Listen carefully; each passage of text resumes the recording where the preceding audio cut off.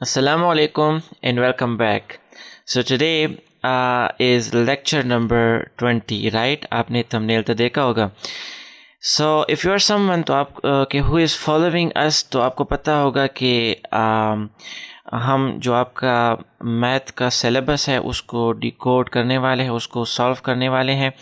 And so कल वाले lecture में हमने क्वेश्चन नंबर 2 सॉल्व किया था, जिसमें हमने गास एलिमिनेशन मेथड और गास जॉर्डन मेथड आपको डिटेल से समझाया था. उससे अगले वाले लेक्चर में हमने इन्वर्जन मेथड. सो ये एक्सरसाइज जो 2.4 है, which is probably the most important exercise of this unit, तो हमने परसों स्टार्ट किया था, जिसमें हमने आपको इंट्रोडक्शन कराया था कि what is homogeneous equations, non homogeneous equation, system of linear equations और इन्वर्जन मेथड, गास एलिमिनेशन, गास जॉर्डन और ट्रिवियल सॉल्यूशंस, नॉन ट्रिवियल. मैं सिर्फ ये कहना चाह रहा हूँ कि अगर आपने वो लेक्चर्स नहीं देखे हैं तो पहले जाके वो देखें, क्योंकि फिर आपको प्रॉब्लम्स होंगी इस लेक्चर में जो आज हम कवर करने वाले हैं, जो बहुत ज़्यादा इम्पॉर्टेंट है. So question number 3 is our target for today. आज हम कोशिश करेंगे कि अगर क्वेश्चन 4 और 5 भी हो सके तो करेंगे, लेकिन चूँकि ये ज़्यादातर टाइम लेता है, कल भी मेरा यही ख्याल था कि हम ज़्यादा करेंगे, लेकिन सिर्फ एक ही क्वेश्चन नंबर 2, जिसमें 2 पार्ट्स थे, हमने कवर कर लिए थे. And so without making you bore, यहाँ पर देख सकते हैं आप कि एक्सरसाइज 2.4 जो है चल रहा है, उसमें question number 3. So let's begin from your text book. मैं आपको आपके टेक्स्ट बुक के ऊपर लेकर जाता हूँ, ये अब आपको विजिबल है, ठीक है, और यहाँ से शुरू करते हैं. सो क्वेश्चन नंबर 1 हमने कवर किया था inversion method, and then question number 2 Gauss elimination, Gauss Jordan method. And now is a turn for question number 3 which says use Cramer's rule to solve the following system of equations. तो Cramer rule I think आपने सुना होगा matric में, और inversion method भी, ठीक है. तो क्रैमर रूल जिस तरह मैट्रिक में था उसी तरह यहाँ पर है, लेकिन वहाँ पर आपके पास 2x2 मैट्रिसेस थे और यहाँ पर 3x3 मैट्रिसेस होंगी, ठीक है. तो चलो अब मैं आपको ब्लैक बोर्ड के ऊपर लेकर जाता हूँ और वहाँ पर मैं आपको समझाता हूँ कि 3x3 मैट्रिक्स के लिए आप क्रैमर रूल किस तरह अप्लाई करते हैं. रिमेंबर वही मेथड है कि x जो है वो आपके पास बराबर होगा n to a x determinant divided by a determinant, और similar goes with y is equal to a y determinant divided by a determinant, and then z is equal to a determinant divided by a determinant. So a determinant का तो आपको पता है अगर आप हमें follow कर रहे हैं, but what exactly is A X, A Y and A Z, तो उसको जाके ब्लैक बोर्ड पर सॉल्व करते हैं, ठीक है. उसको मैं आपको समझाता हूँ. अच्छा, यहाँ पर आप देख सकते हैं कि क्वेश्चन तो हमने ऑलरेडी अपने लिए लिख लिया है, ठीक है. And so let me just erase this extra stuff, और अब हम शुरू करते हैं. सो सबसे पहले हम लिखेंगे सोल्यूशन, और सोल्यूशन के बाद आप क्वेश्चन रिपीट करते हो. एंड सो इसको अब हमने मैट्रिक्स फॉर्म में लिखना है. सो हम लिखेंगे in matrix form let we have, so A matrix हम लेट सपोज करेंगे कि A is equal to the matrix of coefficients.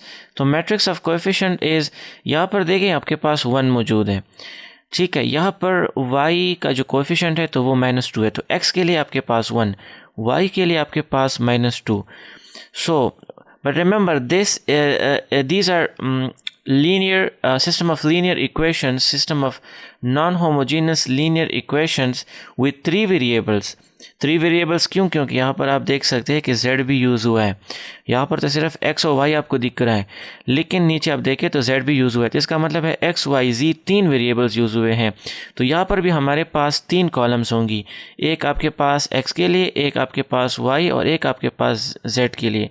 तो x का जो कोएफिशिएंट है पहले वाले लीनियर इक्वेशन में, तो वो आपके पास 1 है, y का कोएफिशिएंट -2 है, बट रिमेंबर यहाँ पर z का कोएफिशिएंट आपके पास 0 है, ठीक है.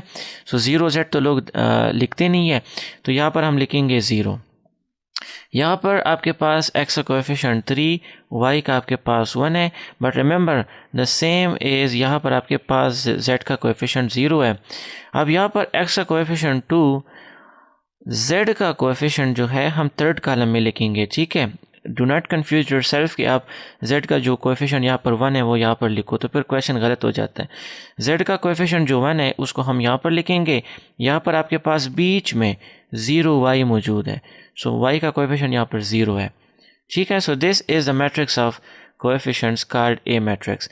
अब हम लिखेंगे B matrix, and you already know कि B matrix is the column matrix और the column vector for constants, तो वो -4, -5 और -1 है, राइट। अच्छा, अब हम एक काम करते हैं कि सबसे पहले हम ए डिटर्मिनेंट फाइंड करते हैं। क्यों? क्योंकि मैंने आपको बताया है कि इन्वर्जन मेथड और क्रैमर रूल जो है, these two are only applicable if A determinant is not equal to 0। अगर ए डिटर्मिनेंट आपके पास 0 के बराबर है तो क्रैमर रूल और इन्वर्जन मेथड हम इस्तेमाल नहीं कर सकते, क्योंकि उसमें आपके पास अगर हम क्रैमर रूल की बात कर ले तो x की वैल्यू बराबर है A X determinant divided by A determinant.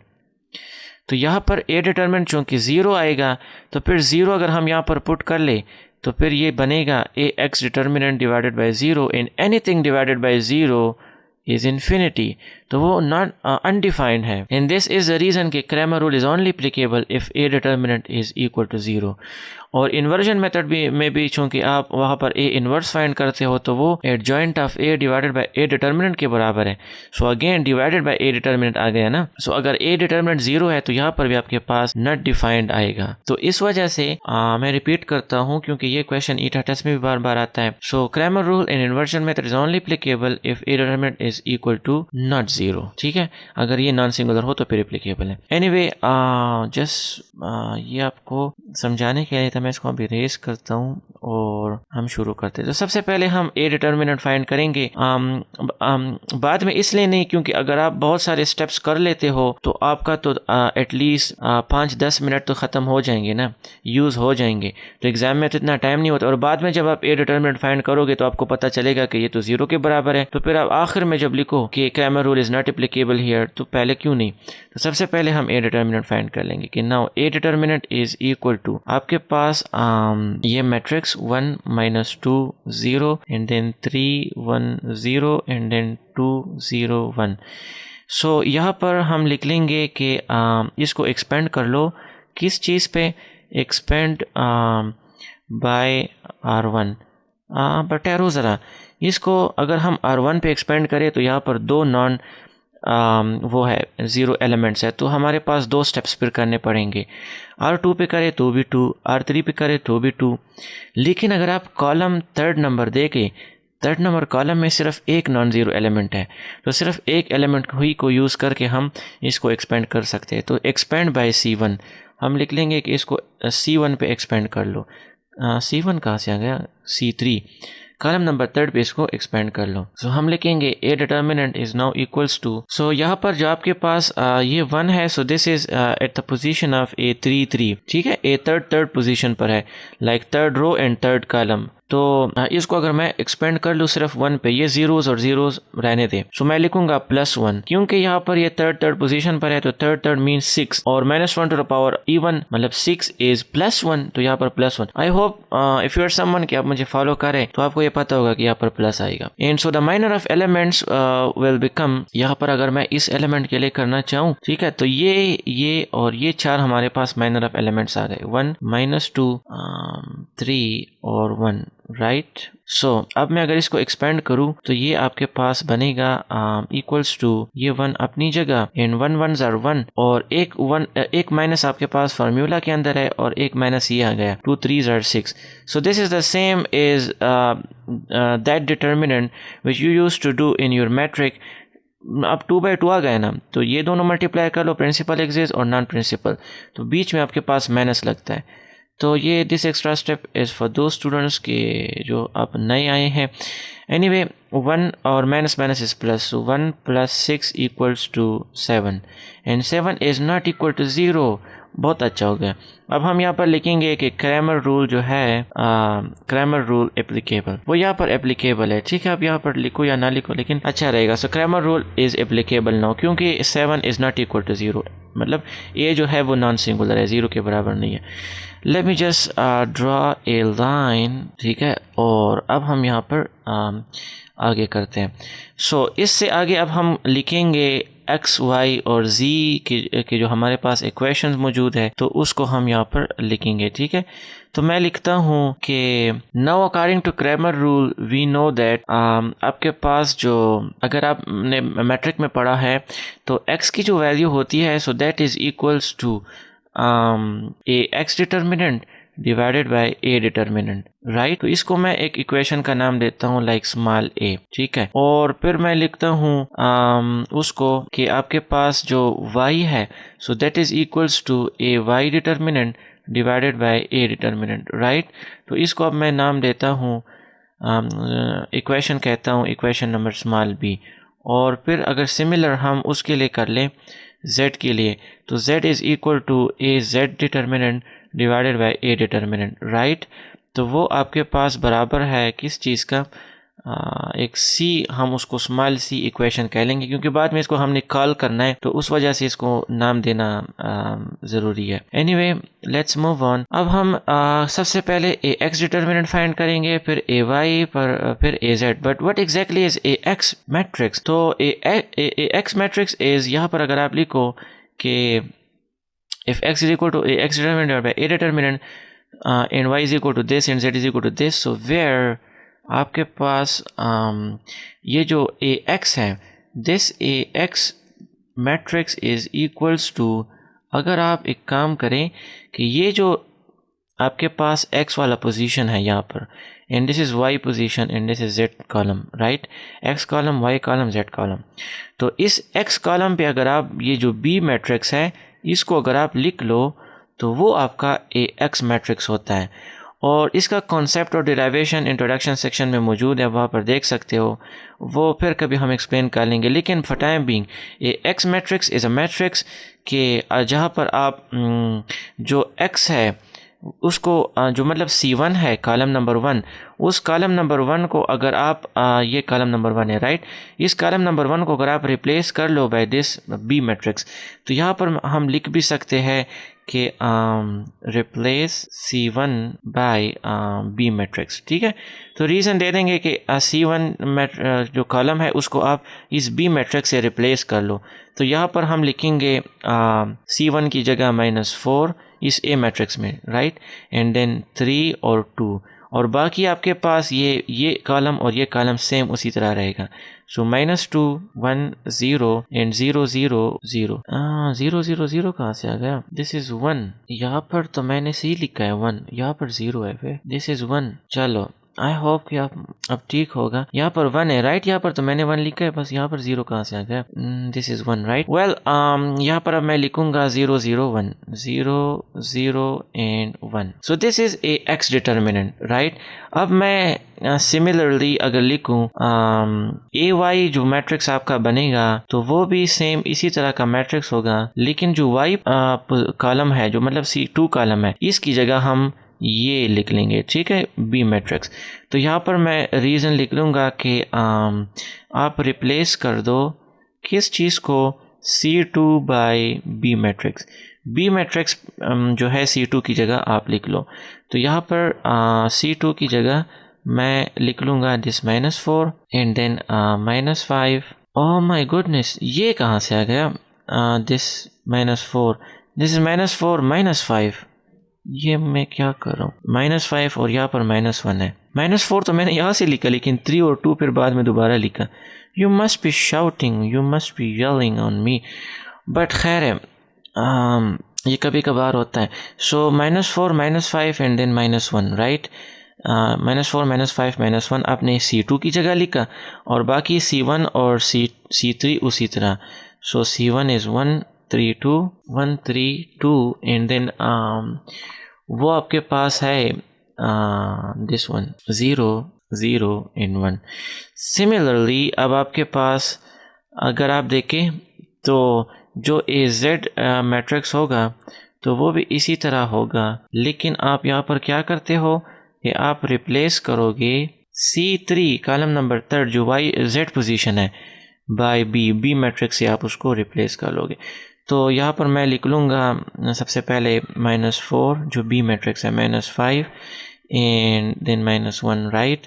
और जो C1 C2 और C3 है तो वो उसी तरह हम लिख लेंगे कि 1 3 2 एंड -2 1 एंड 0। आई होप कि मैंने कोई यहाँ पर गलती नहीं की है। So this is now good. So अब हम आगे चलते हैं और ए एक्स डिटर्मिनेंट फाइंड करते हैं, ए वाई डिटर्मिनेंट फाइंड करते हैं, ए जेड डिटर्मिनेंट फाइंड करते हैं, फिर ए बी और सी में पुट कर लेंगे and then we are good to find X Y Z. तो देखिए क्रैमर रूल सबसे आसान तरीका है ये system of linear equation solve करने के लिए, क्योंकि इसमें इन्वर्स नहीं फाइंड करना होता है, बहुत सारी चीज़ें नहीं होती है, सिर्फ बस डिटर्मिनेंट ही अप्लाई करना होता है। बट अगर आपके पास ये नॉन सिंगुलर है। So let's just move on to the next slide. So अब हम यहाँ पर लिखेंगे नाउ। देखिए यहाँ पर मैंने अपने लिए ए एक्स ए वाई और जी लिख लिया है यहाँ पर साइड पे एक रफ वर्क में, ताकि मैं यहाँ से इसको देख सकूँ और बार बार मुझे लास्ट स्लाइड पे न जाना पड़े। सो बाद में इसको हम इरेज भी कर लेंगे। खैर सो अब हमने क्या फाइंड करना है, रिमेंबर वहाँ पर आपके पास x was a X determinant divided by A determinant, ठीक है। एंड सो ए डिटर्मिनेंट तो ऑलरेडी हम फाइंड कर चुके हैं, अब हमने ए एक्स डिटर्मिनेंट फाइंड करना है। सो उसको फाइंड कर लेंगे, उसको ए डिटर्मिनेंट पे डिवाइड करके हम x फाइंड कर लेंगे, ठीक है। So this is a whole plan and similar goes with y and z। So now A X determinant हम सबसे पहले फाइंड करते हैं and so A X determinant is now equals to similar, ये वो आपके पास है -4 -5 -1 और देन -2 1 0 एंड देन 0 0 1, राइट। इसको हमने एक्सपेंड करना है विद रिस्पेक्ट टू इसको मैं लिखूंगा expand with respect to C3। हम कॉलम नंबर 3 से इसको एक्सपेंड कर लेंगे क्योंकि यहाँ पर सिर्फ एक नॉन ज़ीरो एलिमेंट है। सो रिमेंबर जहाँ पर आपके पास कम एलिमेंट्स होते हैं हम उसी पर इसको एक्सपेंड करते हैं ताकि कम स्टेप्स ले हमसे। And so now A determinant is equal to 1, right. And then आपका ये चला गया, ठीक है, ये इस तरह। So these are the minor of elements. So -4 cross 1 is -4 and then minus minus और एक माइनस फार्मूला के अंदर, तो 3 minus means minus 2 5 are 10 and so now this is equals to -4 minus 10 is -14. So this is a x determinant. So a x determinant is now -14. Similarly अब हम वो भी find कर लेंगे, यहाँ पर मैं लिख लूँगा similarly, ठीक है, मैं आपको स्टेप वाइज करा रहा हूँ। जो ए वाई डिटर्मिनेंट है उसको भी हम फाइंड कर लेंगे। A Y determinant is now equals to this is ay, right? So 1 3 2 and -4 -5 and then -1 and 0 0 1, right? And so यहाँ पर भी इसको हम कॉलम नंबर 3 से एक्सपेंड करते हैं। सो मैं लिख लूँगा expand with respect to this C3, right. तो अगर मैं इस तरह कर लूँ, आपके पास इस पे हम एक्सपेंड करते हैं क्योंकि 0 और 0 तो हम नहीं लिखते हैं, तो these are the minor of elements, yes. So यहाँ पर अब मैं लिखूँगा ए वाई, ये वाई हमने छोटा लिखना है, यहाँ पर मैंने बहुत बड़ा लिखा। And so now 1 and then the minor of elements are -5 cross 1 is -5 and then एक माइनस ये और एक माइनस फार्मूला के अंदर minus minus plus 3 4s are 12, so 12 minus 5 is आपके पास 7, ठीक है। एंड सिमिलरली अब मैं उसके लिए भी फाइंड कर लूँगा। सिमिलरली जो आपका वो है ए जेड है, so A Z determinant is equals to आपका जो जेड मैट्रिक्स है 1 3 2 1 3 2 and then -2 1 0 and then -4 -5 and -1, right. तो मैं एक काम करता हूँ, यहाँ पर एक वो लेता हूँ, लकीर खींचता हूँ, ठीक है, और इसको अब आगे करते हैं। अब यहाँ पर आप देख सकते हैं कि हम R3 में भी आपके पास नॉन ज़ीरो एलिमेंट्स 3 है और R1 में भी आपके पास नॉन ज़ीरो एलिमेंट्स 3 है। जो आपका R3 है, so this is column 3। R3 में आपके पास एक ज़ीरो मौजूद है, but we are not familiar with column number row number 3। यहाँ पर आपके पास 3 1 आएगा तो ये प्लस आएगा, यहाँ पर आपके पास 3 2 आएगा तो ये माइनस आएगा, यहाँ पर 3 3 आएगा तो ये प्लस आएगा। तो हम इस पे भी एक्सपेंड कर सकते हैं, but I just don't want you to feel confuse, तो हम इसको R1 पे ही एक्सपेंड करते हैं, क्योंकि हम R1 पे ज़्यादा फेमिलियर है। सो इसको अब R1 पे एक्सपेंड करते हैं, और ये बाकी चीज़ें इफ़ यू डोंट माइंड तो मैं यहाँ से इरेज कर दूँगा। So now AZ determinant is equals to, यहाँ पर मैंने कुछ लिखा कि नहीं, चलो लिख लेते हैं कि एक्सपेंड बाय R1 पे ही एक्सपेंड कर लो। चलो, so this is 1, right? The minor of elements are these two in these two. So 1 1s are -1 and minus plus 5 zeros are 0. And then अब -2 की बारी है, तो माइनस तो यहाँ पर फार्मूला के अंदर भी मौजूद है ना। यहाँ पर आपके पास प्लस माइनस प्लस होता है, तो माइनस एक ये माइनस मौजूद है और एक माइनस ये, तो यहाँ पर आएगा आपके पास +2। आई होप कि आप फॉलो कर रहे हैं। सो +2 ये चला गया, 3 1s are 3 -3 and then 2 5s are 10, minus is +10, क्योंकि हम डिटर्मिनेंट बहुत ज़्यादा कर चुके हैं तो इस वजह से मैं आपको जल्दी करा रहा हूँ। And then plus minus is minus, तो -4, और फिर the minor of elements are 3 zeros are 0 and -2 1s are 2, and so now this is equals to -1 cross plus 1 is -1, and 10, so this is 2, 10 - 3 is 7, and then -4 and then this -2, right? यहाँ से अब आपके पास -1, 2 7s are 14, and then minus is plus 2 4s are 8, right? And so the answer is 14 plus आपके पास 8 is 22 -1 is 21, so 21 आपका आ गया AZ determinant, right? अब हमने आगे क्या करना है, देखिए अब हमारे पास वैल्यू सारे आ चुके हैं, AX भी, AY भी, AZ भी और A डिटर्मिनेंट भी। सो जो हमारे पास वो था इक्वेशन नंबर, अगर मैं आपको दिखा दूं, late me just make it visible, यहाँ पर आप देख सकते हैं कि x जो है वो इस इक्वेशन के बराबर है और y जो है वो इसके बराबर है और z जो है वो इसके बराबर है। सो अब हम इक्वेशन नंबर A कॉल करते हैं और इसमें वैल्यूज पुट करके हम x फाइंड करते हैं, and similar with y and z। So let us go back to where we was.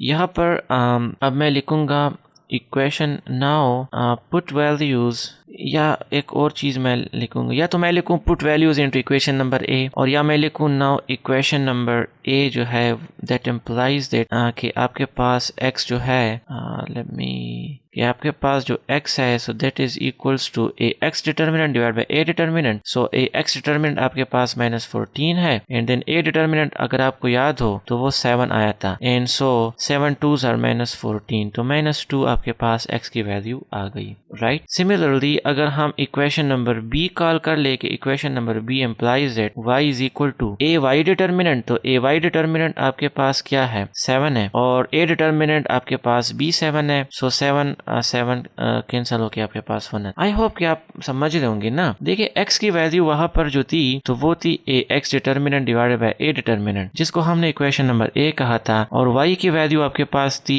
AY determinant divided by A determinant, जिसको हमने B कहा था। सो AX तो यहाँ से फाइंड हो गया ना, किधर है, तो वो मैंने इस इक्वेशन में पुट किया, इस इक्वेशन को मैंने कॉल किया, और AX की जगह मैंने यहाँ पर -14 लिखा और A की जगह यहाँ पर मैंने 7 लिखा, जो हमारा A डिटर्मिनेंट आया था। अगर आप बैक जाओ तो आपको पता चलेगा कि A determinant was 7, and now similar with equation number C implies that Z is equal to AZ determinant is 21, and so 21 divided by 7 is 3, right? And so आपका solution set क्या बना? So now the solution set is x आपके पास -2 है, and then वो आपके पास है y1, और z की वैल्यू आपके पास बनी 3, and so this is the answer. I hope कि आप समझ गए होंगे, काफ़ी टाइम हमने इस पे स्पेंड कर लिया है, ठीक है। This was an important question, that's why it took us long कि हम इसको सॉल्व करें, and finally we have done it. So इसमें कोई भी क्वेश्चन है आप कमेंट सेक्शन में ज़रूर बता सकते हैं, and let's see how we can help you. So straight on to part number 2, ठीक है। Let's move on to part number 2. So this is your part number 2, right? X minus y plus 2z equals to 10, 2x plus y minus 2z equals to -4, and 3x plus y plus z equals to 7. I hope कि आपके पास book मौजूद होगा, तो वहाँ से आप इसको देख सकते हैं। सो सोल्यूशन के बाद in matrix form let we have A matrix equals to this. यहाँ पर आपके पास 1 -1 इन 2 2 1 -2 3 1 और 1, ठीक है। तो इक्वल्स टू ये आपके पास कोएफिशिएंट मैट्रिक्स और constant column matrix is 10 -4 and 7। अब हम एक काम करेंगे कि सबसे पहले हम ए डिटर्मिनेंट फाइंड कर लेंगे। तो हम लिखेंगे now A determinant and so A determinant is इस मैट्रिक्स को हम यहाँ पर इस फॉर्म में लिख लेंगे। मैट्रिक्स डिटर्मिनेंट के फॉर्म में 1 2 3 -1 1 1 एंड देन 2 -2 और 1, राइट। तो अब मैं यहाँ पर लिखता हूँ कि इसको आप कर लो एक्सपेंड बाय R1। हम इसको R1 से एक्सपेंड करते हैं क्योंकि इसमें यहाँ पर कोई और कॉलम में आपके पास ज़ीरोज़ नहीं है, तो चलो खैर है, R1 पे ही इसको एक्सपेंड करते हैं। एंड सो आपके पास ए डिटर्मिनेंट आएगा 1 1 1 0 1। आई होप कि आपको ये स्टेप्स पता है। सो +2, सो माइनस माइनस इज +1 और फिर आपके पास 2 1 0 2 and 2 3 0 +6 and then +2 और आपके पास 2 1 0 2 and -3 1 0 3 and so now this is equals to आपके पास 3 6 + 2 is 8 and then 2 - 3 is -1 -1 + 2 is -2 and now this is equals to आपके पास 8 + 3 is 11 और 11 - 2 is 9। so 9 does not equal to 0। it means कि आपके पास जो है क्रैमर रूल एप्लीकेबल, आपके पास Cramer rule जो है वो एप्लीकेबल है क्योंकि आपके पास जो ए डिटर्मिनेंट है तो वो 9 है which is not equals to 0 like A is non singular matrix. तो अब हम एक काम कर सकते हैं कि यहाँ पर हमारे पास काफ़ी जगह मौजूद है तो इसको हम यूज़ में लेकर आ सकते हैं। अब हम इसके बाद लिखेंगे now according to Cramer rule we know that x is equal to A X determinant divided by A determinant, ठीक है। इसको हम इक्वेशन स्मॉल a कह लेंगे and then y is equal to A Y determinant divided by A determinant, right. इसको हम small b कह लेंगे and then z is equal to A Z determinant divided by A determinant. By the way आप ए X A Y और ए जी की जगह कुछ भी लिख सकते हो, ठीक है। यहाँ पर A1 कह लो, इसको A2 कह लो, इसको A3 कह लो, कुछ भी आप कह सकते हो, लेकिन एक्स वाई जी ज़्यादा वो रहता है, ज़्यादा फीजिबल रहता है, ठीक है, अंडरस्टैंड करने में कि ये एक्स कॉलम के लिए, ये वाई कॉलम के लिए और फिर जेड कॉलम के लिए, या एक्स वैल्यू के लिए ए एक्स और वाई के लिए ए वाई और जेड के लिए ए जेड। एनीवे ये आपका सी में इक्वेशन होगा। अब इसके बाद हम लिखेंगे कि आपका ए एक्स डिटरमिनेंट किस चीज़ के बराबर है।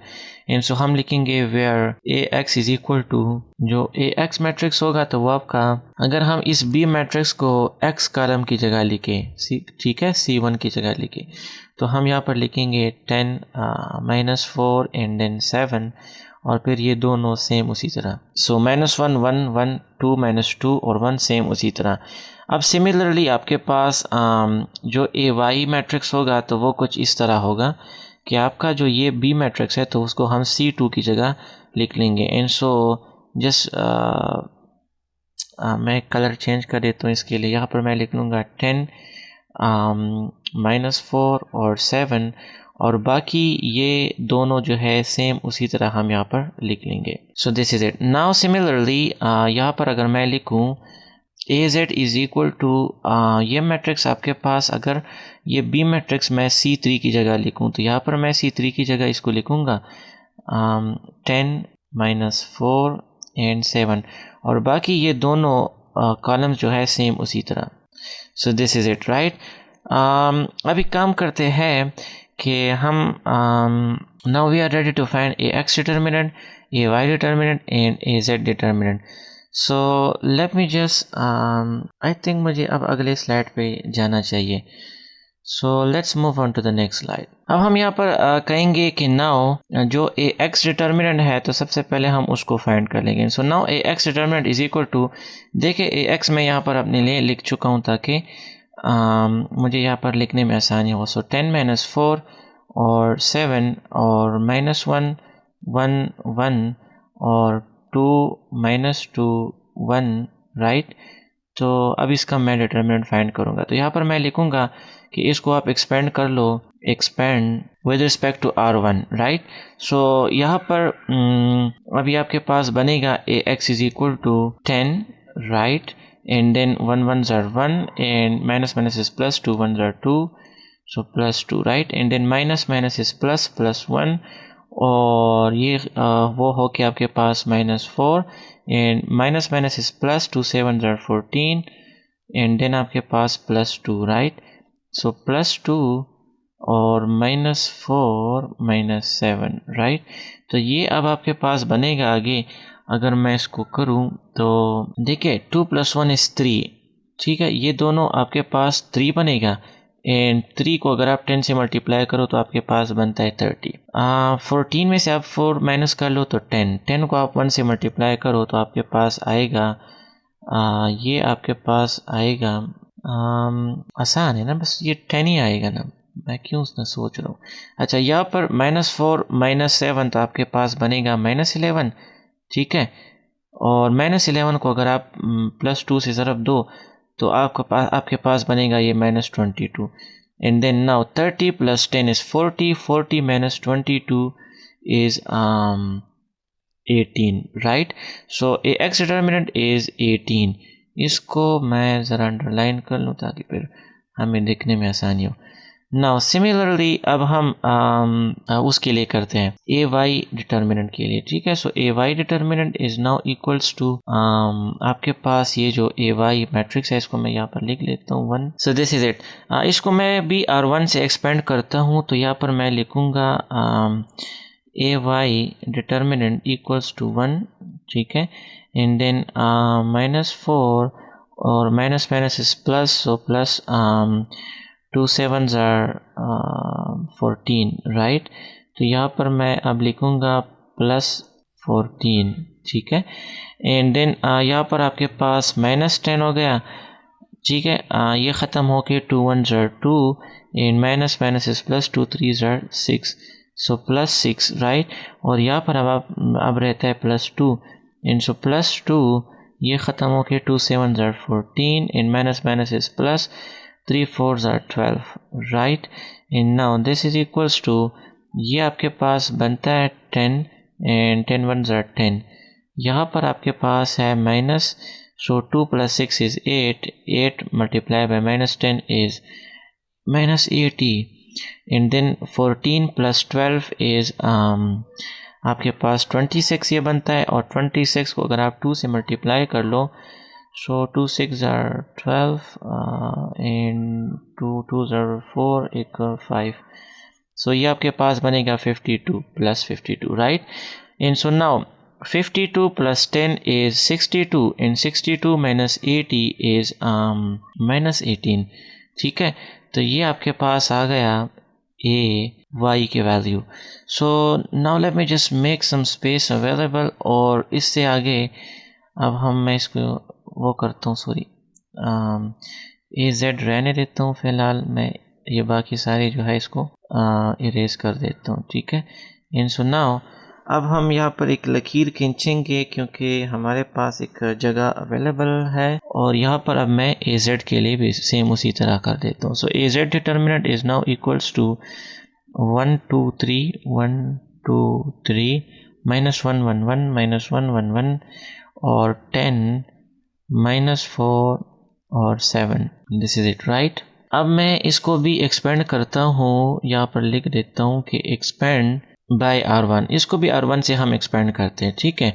And so now AZ determinant is equal to 1 और 7 1s are 7 and then minus minus is plus plus, 4 1s are 4 and then minus minus is plus plus 1। I hope कि आपको ये डिटर्मिनेंट एक्सपेंड करना आता है क्योंकि इसको हमने कई दफ़ा किया है ये इन सारे एक्सरसाइज में सबसे ज़्यादा तो हमने डिटर्मिनेंट को एक्सपेंड किया है, तो इसलिए मैं जल्दी जल्दी कर रहा हूँ। ठीक है, आप मुझे साथ साथ फॉलो करते जाए। जहाँ पर आप ना समझे तो फिर वीडियो पॉज करें, दोबारा देखें तो आपको समझ आ जाएगी। सो 2 7s are 14 and then 3 4s are 12. Minus is plus. So 14 plus 12 and then plus 10 आपके पास 2 1s are 2 minus 3 1s are 3, right? And this is equals to 7 plus 4 is 11 and then 14 plus 12 is 22. 22 कहाँ से? 26, ठीक है। And then आपके पास यहाँ से आपके पास आएगा -10, क्योंकि यहाँ से आपके पास -1 आएगा और -1 जो है वो 10 से मल्टीप्लाई होकर -10 बनता है। And so the answer is 26 plus 11 is 38 है 37, और 37 minus 10 is 27. So 27 is the answer for a Z determinant. Now we are ready to call upon those equations like equation number A. Now अब मैं लिखूंगा now equation number, या इस दफ़ा एक और काम करता हूँ, मैं लिखता हूँ मैं यहाँ पर लिखता हूँ कि put values in equation number A. Equation A में मैं values put करता हूँ। And so equation A was x is equal to a x determinant divided by a determinant, right? And so a x determinant is now 18. So 18 divided by yes a determinant, ठीक है। And so a determinant हमारा क्या आया था? Let me just check, मैं तो भूल गया हूँ। And so a determinant was 9. So हम यहाँ पर अब 9 पुट कर लेंगे, ठीक है। एंड सो यहाँ पर अब मैं लिखूंगा 9. सो 9 1s are 9, 9 2s are 18. And so the value of x is 2. Similarly, put values in equation number B. जो स्मॉल b था उसमें हम वैल्यूज पुट करते हैं। And so now y is equal to, वहाँ पर आपके पास a y determinant divide by a determinant, so a y determinant is -18. So -18 divided by 9. And so 9 1s are 9, 9 2s are 18. So -2 is the value for y. Similarly, अब मैं लिखता हूँ similarly put values in equation number C. Small c में हम अब values put करते हैं। And सो उससे हमारे पास z की वैल्यू क्या आएगी? a z determinant divided by a determinant, right? And so a z determinant is 27. 27 divided by a determinant is 9. And so 9 1s are 9, 9 3s are 7, 27. So ये आपके पास आ गया x की वैल्यू, y की value और z की value. तो अब हम यहाँ पर लिखेंगे solution set is equal to 2 -2 and then आपके पास 3. So this is the solution set, right? I hope कि इसकी भी आपको समझ आ गई होंगी। अगर नहीं आई है तो फिर आप कमेंट सेक्शन में हमें ज़रूर बता सकते हैं। एंड हम लेट्स सी कि हम आपकी क्या मदद कर सकते हैं और किस तरह कर सकते हैं। So this was it all about question number 3, the most important question, which was linear equations on Cramer's rule. तो उसमें पार्ट नंबर फर्स्ट भी हमने सॉल्व किया successfully, and then part number second भी हमने सक्सेसफुली सॉल्व किया। Let's see if we have some time तो हम क्वेश्चन नंबर 4 भी करते हैं, but I think question number 4 जो है, let me just make it visible for you. यहाँ पर आप देख सकते हैं कि question number 4 is way different from question number 3 and 2 and 1 of course, ठीक है, क्योंकि यहाँ पर आप देख लें ये सारे नॉन होमोजीनस लीनियर इक्वेशंस है। अगर आपने लेक्चर नंबर वो देखा है, इस एक्सरसाइज का पहला लेक्चर, तो उसमें हमने आपको समझाया है कि नॉन होमोजीनस और होमोजीनस क्या होते हैं। तो ये सारे आपके पास नॉन होमोजीनस लीनियर इक्वेशंस है, जिसको हमने inversion, Gauss elimination, Gauss Jordan और क्रैमर रूल पे सॉल्व किया। लेकिन क्वेश्चन नंबर 4 और 5 जो आखिरी 2 क्वेश्चंस हैं, तो वो दोनों आपके पास होमोजीनस पे है। सो मेरे ख्याल में मैं आपको कंफ्यूज नहीं करना चाहता हूँ, मुझे नहीं करना चाहिए। तो इस वजह से ये जो क्वेश्चन नंबर 4 है और 5 है, इसको मैं कल वाले लेक्चर में सॉल्व करता हूँ, ताकि फिर आपके लिए वो आसानी हो। तो यहाँ तक हमने 3 लेक्चर्स के अंदर inversion method, Gauss elimination, Jordan और क्रैमर रूल सॉल्व किया, जो हमारे वो थे नॉन होमोजीनस इक्वेशंस, और कल वाले लेक्चर में मैं इसको सॉल्व करता हूँ, होमोजेनस इक्वेशंस, ठीक है, जिसमें क्वेश्चन नंबर 4 और 5 है। एंड सो आई होप कि यहाँ तक आपको समझ आ गई होंगी। अगर कोई क्वेश्चन है तो आप हमें बता सकते हैं, और आप इस लेक्चर को लाइक भी कर सकते हैं अगर आपने कुछ भी हमसे सीखा है, ठीक है। And this is it. आप इस पे प्रैक्टिस करें, ठीक है, और मिलता हूँ आपसे अगले लेक्चर में। तब तक के लिए अपना बहुत सा ख्याल रखिए। अल्लाह हाफिज़।